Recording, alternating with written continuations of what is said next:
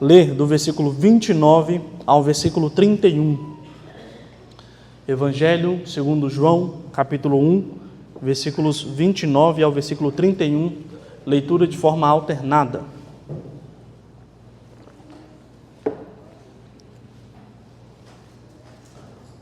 João, capítulo 1, versículo 29 a 31, leitura de forma alternada, diz assim a palavra de Deus. No dia seguinte, viu João a Jesus, que vinha para ele, e disse: Eis o Cordeiro de Deus, que tira o pecado do mundo.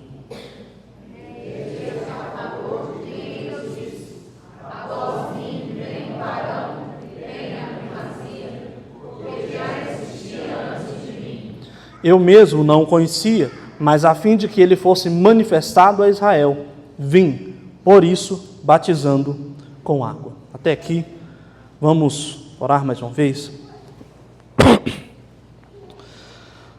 Ó Deus, obrigado, Deus, porque até aqui o Senhor nos conduziu, Deus, na Tua presença, para Te cultuar. Obrigado, Deus, porque o Senhor falou conosco através da leitura da Tua palavra. Nós respondemos, ó Deus, através dos cânticos, das orações. E chegou o momento, ó Deus, em que a Tua palavra, ela é exposta, melhor explicada, ó Deus, à Tua igreja. Ó Deus, em nome do Senhor Jesus, que a começar de mim o Senhor nos ensine. Ó Deus, eu não tenho o poder de convencer ninguém aqui, mas a Tua palavra, que é perfeita e inerrante, tem. Em nome do Senhor Jesus, que o Senhor receba todo louvor e glória para si. Amém. Meus irmãos, nós estamos em uma série de exposições sobre algumas características e atribuições dadas a Cristo. Nós já vimos que Cristo é o nosso advogado. Nós já vimos que Cristo é o Emanuel, é o Deus conosco. E hoje eu quero meditar com os irmãos sobre uma das declarações mais importantes do Novo Testamento a respeito de Jesus. João Batista, ele declara que Cristo é o Cordeiro de Deus que tira o pecado do mundo.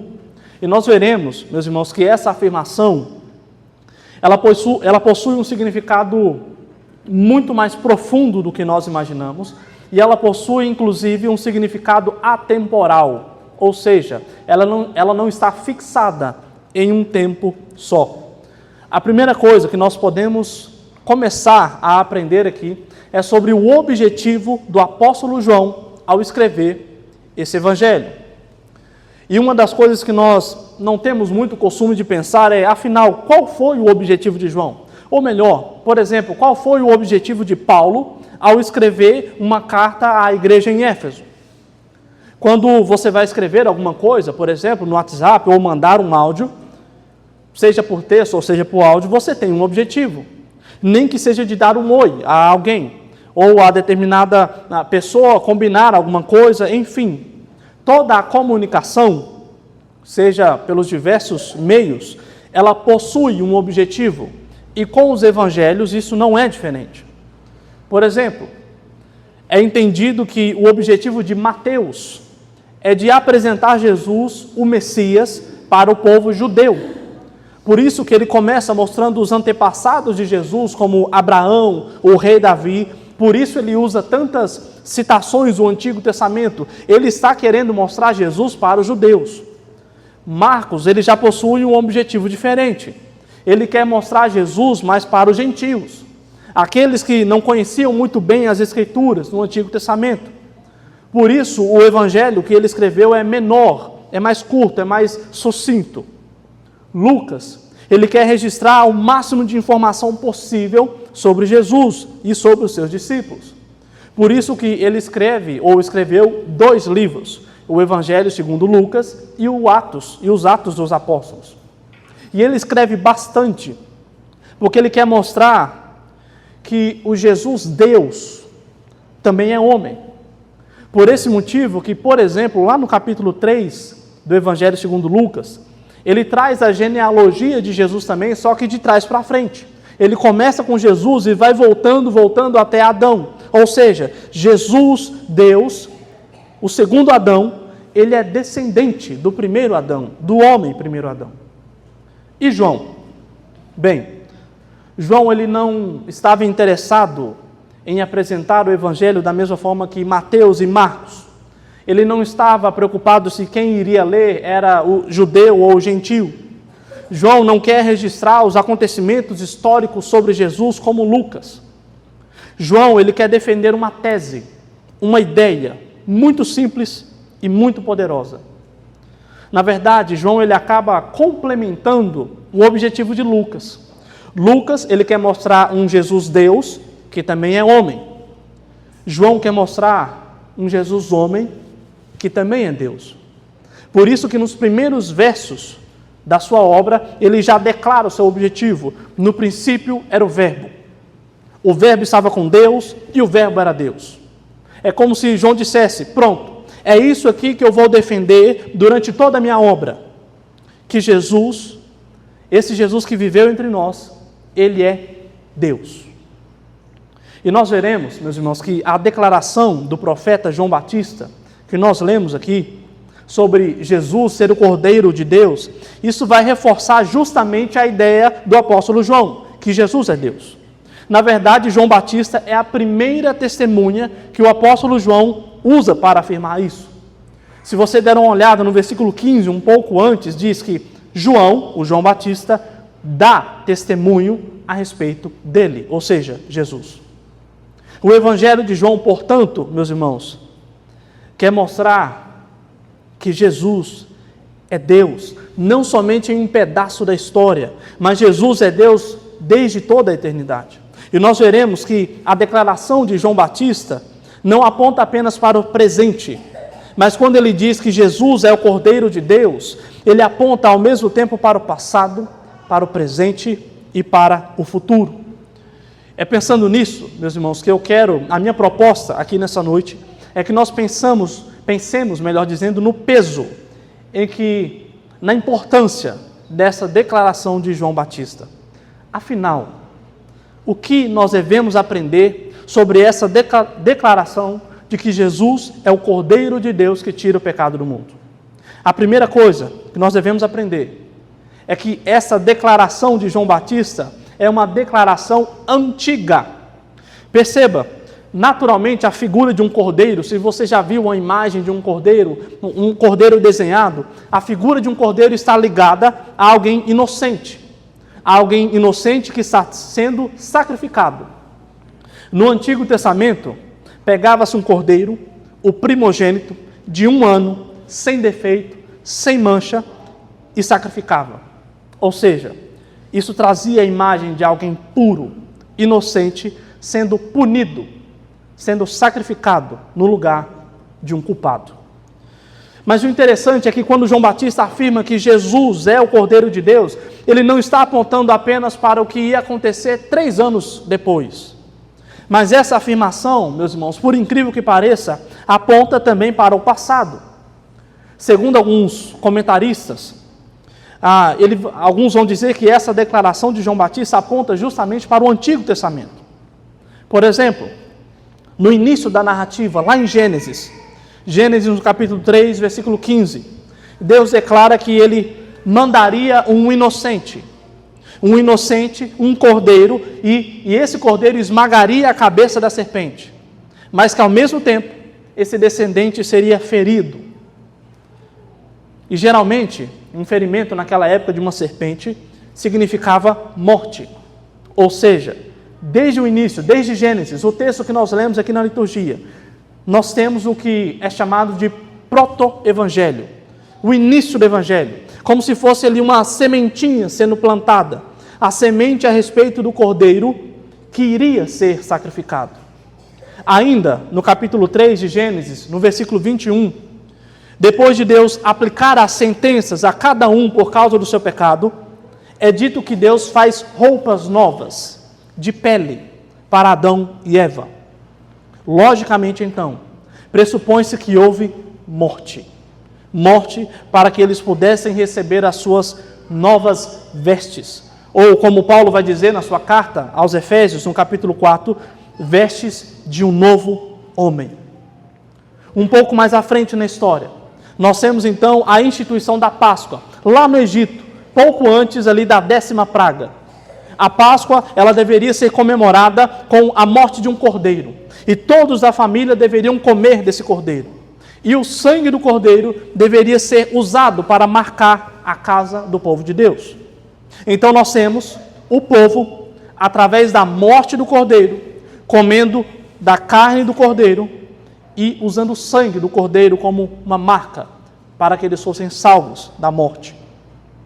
Em Levítico, um pouco mais à frente, nós temos diversas explicações sobre uma ovelha ou sobre o cordeiro sendo sacrificado, para que o homem pudesse se achegar na presença de Deus, no Santo dos Santos, sem ser fulminado. Mais à frente, nós temos o profeta Isaías, proclamando sobre o Cordeiro de Deus, que mesmo sendo humilhado, mesmo sendo oprimido, se comportou como um cordeiro mudo, que foi levado ao matadouro. E que por causa desse cordeiro, o povo de Deus seria sarado das suas culpas, seria sarado do seu pecado, de maneira então definitiva. Então, meus irmãos, quando João Batista diz, e quando João Batista faz essa declaração, chamando Jesus de o Cordeiro de Deus, de certo, ele não está olhando apenas para o futuro, mas certamente ele olha para o passado, ele olha para as Escrituras, para o que as Escrituras já falavam de Jesus. Ele vê Jesus, ele vê em Jesus o cumprimento de todas as profecias do Antigo Testamento. Foi Jesus que morreu para que eu e você pudéssemos vestir peles novas, vestes novas de um novo homem, como aponta Gênesis 3. Foi Jesus que morreu como um cordeiro diante de Deus, para que a ira justa de Deus não caísse sobre mim, sobre você, mas se caísse sobre Jesus, como ensina Êxodo.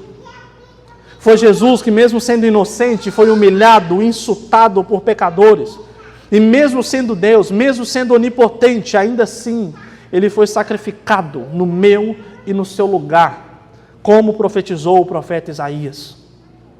Então, meus irmãos, o apóstolo João, ao registrar essa declaração de João Batista, ele começa a mostrar que Jesus Cristo é o cumprimento da promessa feita ao nosso representante Adão. Então a obra de Cristo não começou com o seu ministério aos 30 anos. E João Batista enxergou isso. Tanto que no versículo 30, um pouco mais à frente, João Batista diz que Jesus já existia antes dele. E meus irmãos, por que saber dessas conexões com o Antigo Testamento? Por que isso é importante? Meus irmãos, entender isso é importante, porque há-se um pensamento, inclusive dentro da igreja, de que Deus tentou salvar o seu povo, de Gênesis a Malaquias, mas ele não conseguiu. Ele tentou com Adão, não deu certo. Agora com Noé vai. Puxa vida, não deu certo também. Abraão, não foi. O povo acabou sendo idólatra e escravo no Egito. Agora vai com Moisés, é Moisés. Também não deu certo. Rapaz, está complicado. Já sei, Davi, você campeão. O homem segundo o coração de Deus, vai lá. Nossa, Davi também pecou contra o Senhor. E agora a espada não sairá da família dele. É Jesus. Não tem jeito. Você é o meu último recurso para salvar o meu povo. Eu não queria, mas não estava planejado, mas vai ter que ser você mesmo. Então Deus, como a sua última tentativa, Ele manda Jesus, que aparece pela primeira vez no Evangelho segundo Mateus. Não é isso o que a palavra de Deus nos ensina.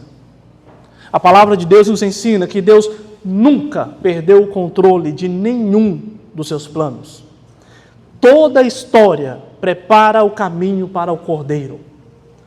De Gênesis, passando por nós, até o fim dos tempos, toda a história está no controle de Deus, E por isso, a vinda de Jesus, o Cordeiro, não foi surpresa para João Batista. Não foi surpresa para ele. Assim como a segunda vinda de Cristo, meus irmãos, na qual ele não virá apenas como um cordeiro, mas ele virá também como um leão, essa segunda vinda também não é novidade. Não é novidade para nós. E meus irmãos, ao entender essas coisas, o seu coração, ele deve aprender a descansar no Senhor. Porque se Deus, pense comigo, se Deus sempre esteve no controle de toda a história, certamente Ele também está no controle da sua vida, para a glória de Deus. Nós vimos então que a declaração de João Batista trata-se de uma declaração antiga, porque as Escrituras já apontavam para Jesus como o Cordeiro de Deus. Agora nós veremos que a declaração de João Batista se trata de uma declaração literal. E o que isso quer dizer? Perceba, junto com a declaração de que Jesus é o Cordeiro de Deus, João Batista também ele destaca a função do Cordeiro, a função que esse Cordeiro iria exercer, tirar o pecado do mundo. Porém, há um detalhe aqui. Essa não é uma declaração elogiosa. Jesus não está sendo chamado de o Cordeiro aqui, porque este é um apelido fofinho. Porque Cordeiro é um apelido honroso.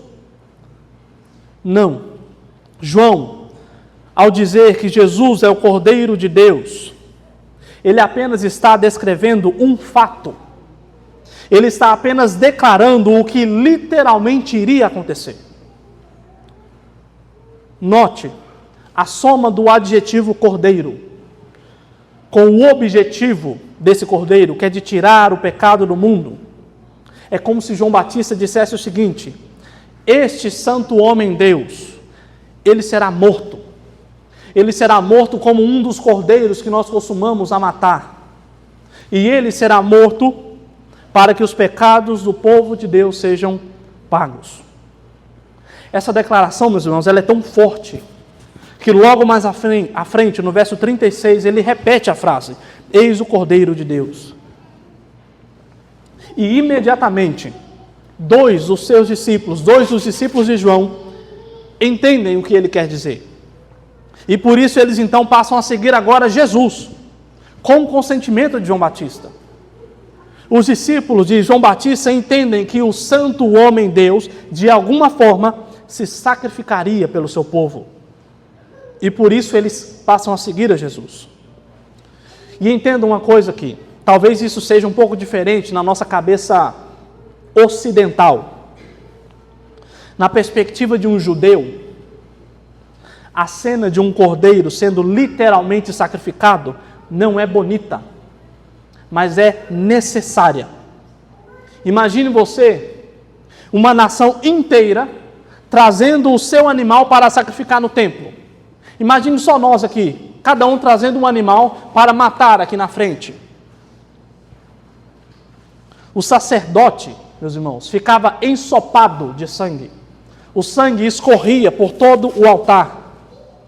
Alguns comentaristas vão dizer que o sacerdote ficava até pela cintura de sangue. João Batista, ao declarar que Jesus é o Cordeiro e que tiraria o pecado do mundo, João está dizendo que literalmente a cena seria feia, seria triste, digna de uma cena de terror.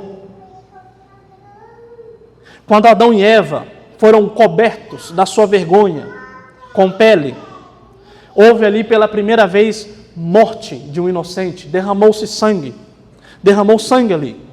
Adão e Eva, provavelmente, eles viram pela primeira vez a morte. Eles viram pela primeira vez o sangue sendo derramado. A cena não foi bonita. A cena não foi feliz, mas foi necessária. Quando o sacerdote derramava o sangue do cordeiro no holocausto, essa era uma cena feia, mal cheirosa. Tanto que, após os sacrifícios, no final, se realizava o que era chamado de oferta de libação.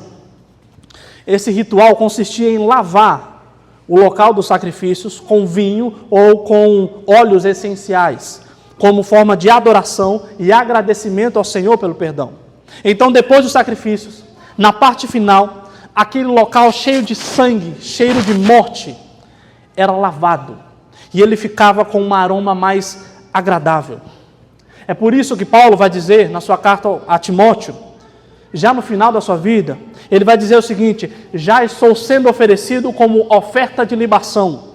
2 Timóteo 4,6. Ou seja, o meu trabalho, Timóteo, já está chegando no fim. Eu já sou contado como aquele óleo cheiroso sendo derramado diante de Deus, no final do sacrifício. É daí que surge aquela expressão: receba a nossa adoração como aroma suave ao Senhor. O derramamento de sangue, então, de fato, era uma cena triste, era uma cena feia, sangrenta, mas ela apontava para um final limpo, para um final cheiroso, de um aroma agradável.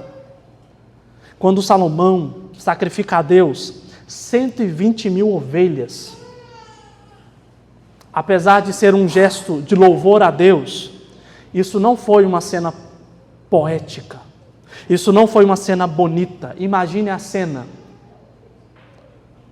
Então, quando Jesus morreu naquela cruz, isso também não foi uma cena bonita.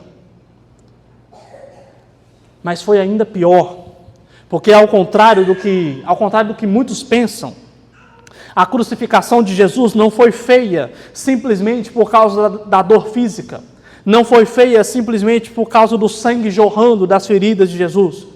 O sacrifício de Jesus foi uma cena triste, porque se tratava literalmente de um inocente morrendo no lugar de culpados.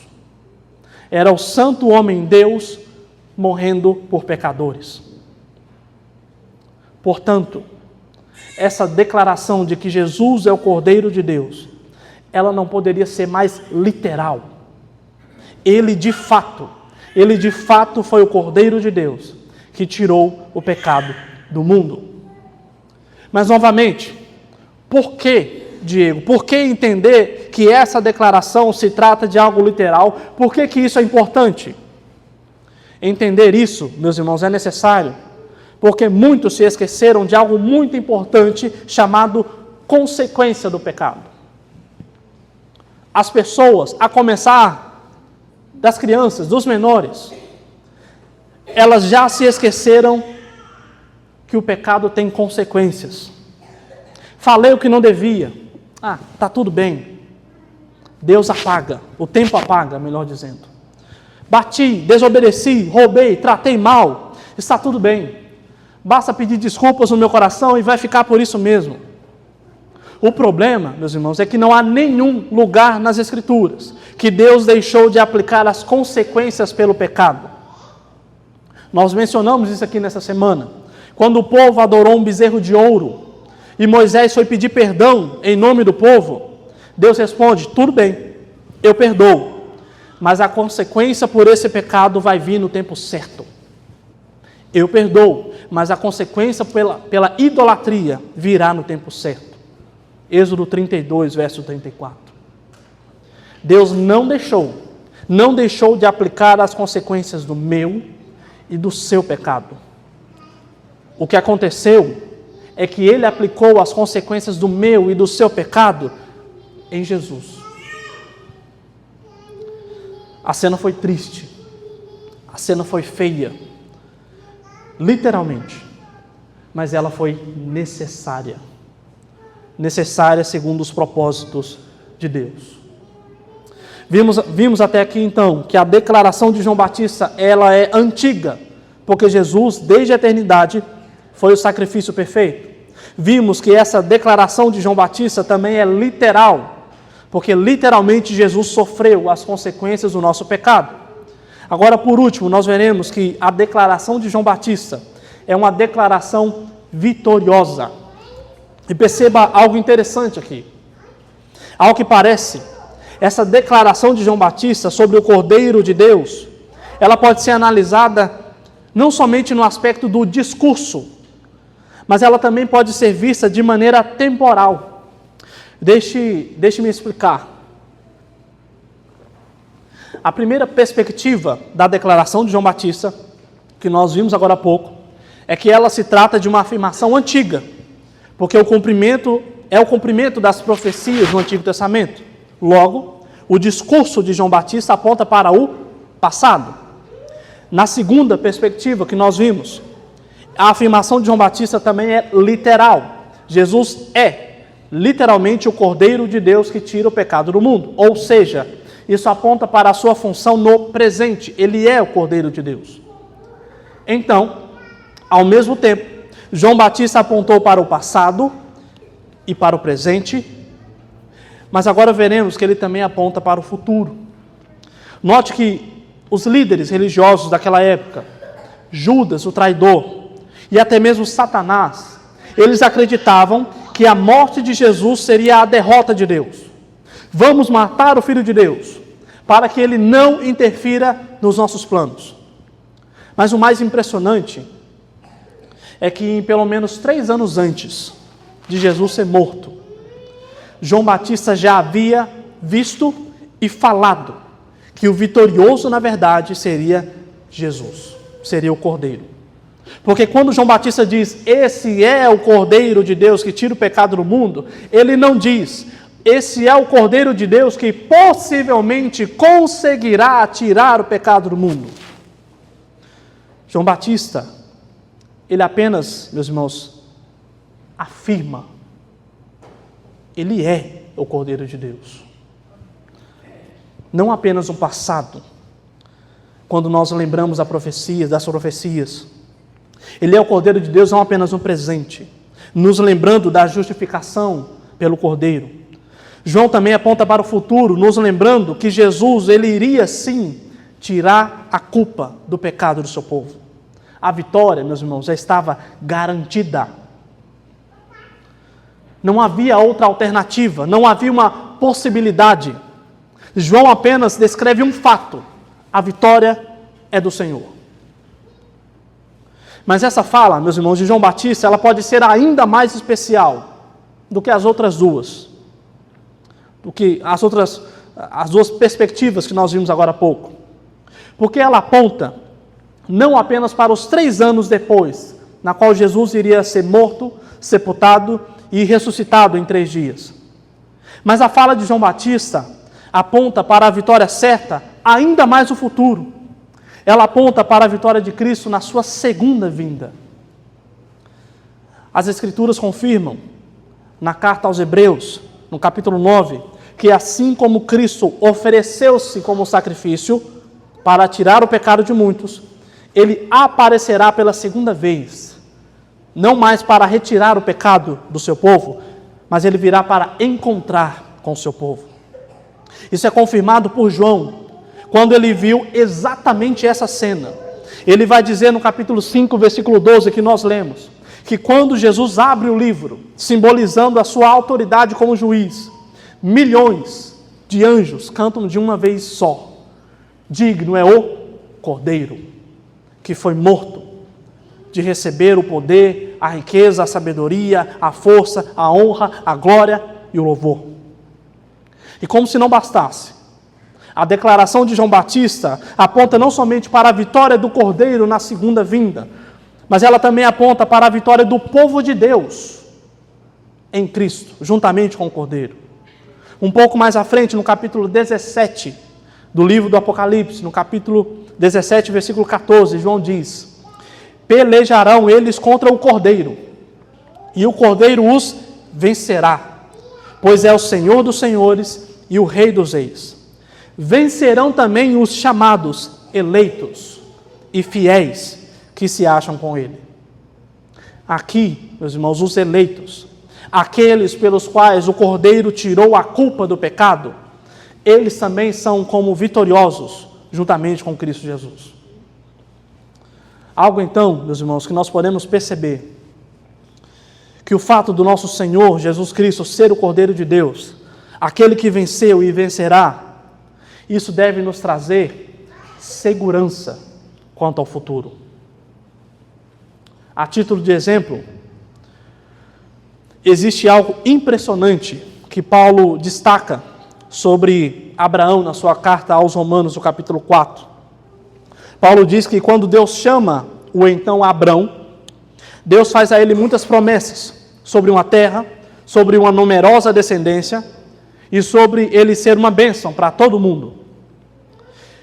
Perceba que todas essas promessas são feitas a um pecador e todas essas promessas são para um futuro, é para o futuro.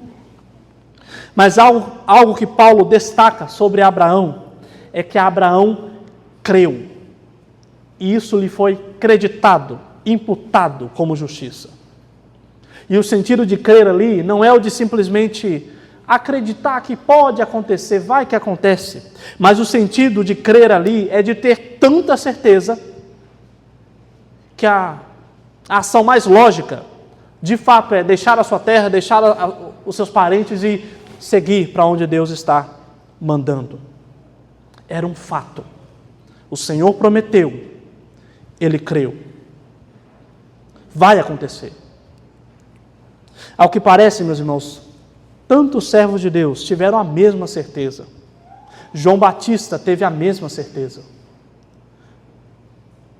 A pergunta que resta então é: você está debaixo dessa mesma certeza? Você também tem essa certeza? Mas Diego, o que ter certeza de que Jesus morreu por mim, como um cordeiro inocente, no que isso pode me ajudar de maneira prática? Isso nos ajuda, porque a única certeza que você pode ter no futuro é de que Cristo voltará e que você estará diante dele. Essa é a única certeza que você pode ter.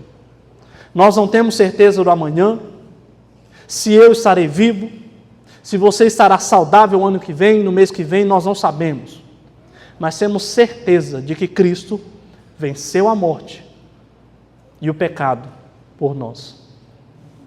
Isso deve, então, meus irmãos, nos trazer consolo, contentamento e descanso. Eu não preciso me preocupar com a eternidade. Eu não preciso viver desesperado, com dúvida se eu sou ou não perdoado. Eu posso descansar. Esse fardo, Cristo, o Cordeiro, carregou por mim.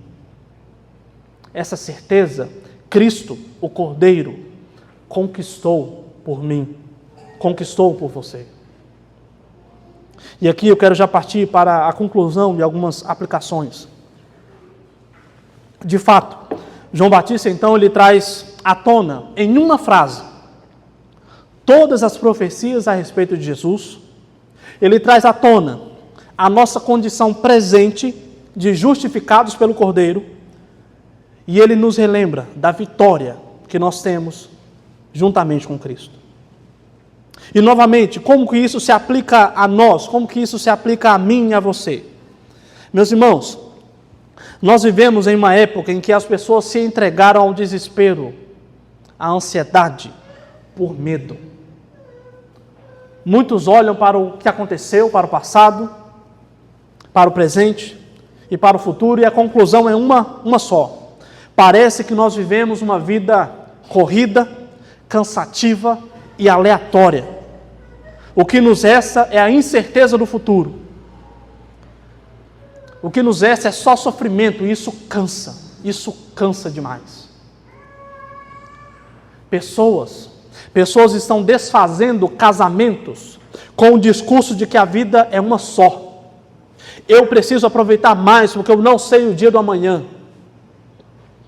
Pais estão mais preocupados com as carreiras de seus filhos, porque afinal, eu não sei como estará o futuro, eu não sei como será o futuro. Sabe-se lá o que vai acontecer. Mas se meus filhos tiverem dinheiro, isso me tranquilizará. Com relação ao futuro, isso vai me tranquilizar.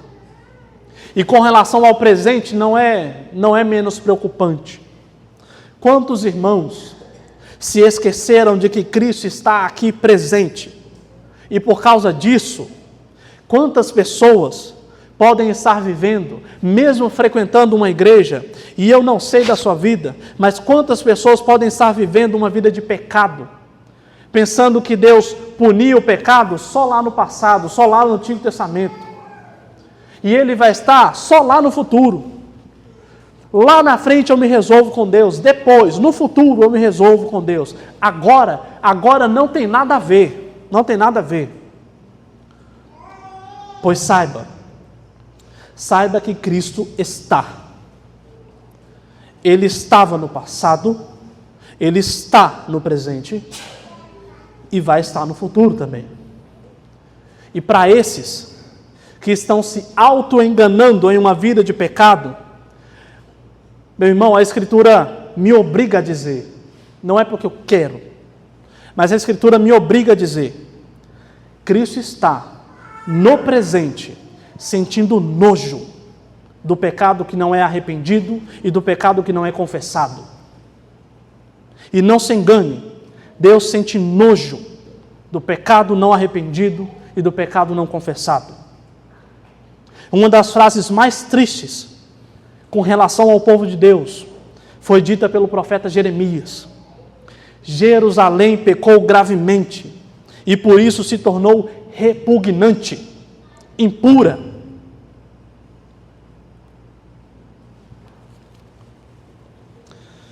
Mas o fato do Senhor estar presente, ela não só deve nos fazer temer o pecado, mas ela também deve te trazer e deve me trazer consolo. Quantos irmãos nessa noite, talvez, podem estar tristes, cansados, mas você que pode estar cansado, ou talvez você que está com o coração até mesmo ferido, Deus está aqui. O seu descanso não está apenas no futuro. Você pode descansar no perdão do Senhor hoje. Hoje, no presente. E por fim, quantos irmãos estão com medo do futuro? Não sabemos o que vai acontecer amanhã, ou antes mesmo desse culto acabar. Pessoas estão com medo. Mas nós somos desafiados, meus irmãos, a crer, como Abraão e como João Batista creram, de que não importa a circunstância, em Cristo, nós já somos mais do que vencedores. Que você possa se lembrar que o Cordeiro é o Senhor de toda a história. O Cordeiro, ele está presente e ele venceu. Ele venceu por todos aqueles que confessam o Senhor Jesus como Deus e o seu Salvador. Amém. Vamos orar.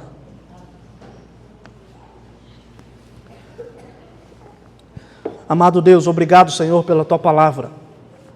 Nós respondemos, ó Deus, a Tua Palavra, a exposição da Tua Palavra, ó Deus, com um coração contrito. Nós respondemos, Senhor, a exposição da Tua Palavra, ó Deus, conscientes, ó Deus, da graça e da misericórdia que nós temos diante do Senhor. Nós respondemos, ó Deus, a exposição da Tua Palavra, tendo agora a consciência, ainda mais consciência, do qual o preço foi alto, ó Deus, pelo nosso perdão. Porque Jesus é o nosso Cordeiro, que tirou o pecado, ó Deus, do seu povo. Em nome do Senhor Jesus, ó Pai, não nos deixe esquecer desse sacrifício. Não nos deixe esquecer, ó Deus, dessa cena triste, dessa cena, ó Deus, feia, ó Deus, que aconteceu. Mas ao mesmo tempo, ó Deus, nos lembre que ao final, ó Deus, resta o aroma suave, ó Deus, do louvor, adoração e glória ao Teu santo nome. Deus, em nome do Senhor Jesus, que o Senhor nos ajude a ter a consciência de que o Senhor está presente, não somente aqui, mas em nossa casa, no nosso trabalho, onde quer que nós possamos estar, no quarto, no banheiro, na rua, no trânsito, o Senhor está presente. Nos ajude, portanto, ó Deus, a ter medo do pecado. Nos ajude, portanto, ó Deus, a ter reverência, ó Deus, à Tua presença. E, Senhor, há aqueles, ó Pai, que estão cansados, há aqueles que estão tristes, há aqueles que estão com seus corações, ó Deus, quebrados. Os ajude, ó Deus, a encontrar conforto e perdão no Senhor hoje. E que eles possam, Deus, seguir com esperança de que naquele grande dia nós nos encontraremos com o Senhor e no Senhor, no Cordeiro, seremos mais do que vencedores. Obrigado, Senhor, pela tua palavra, mais uma vez, em nome de Jesus. Amém.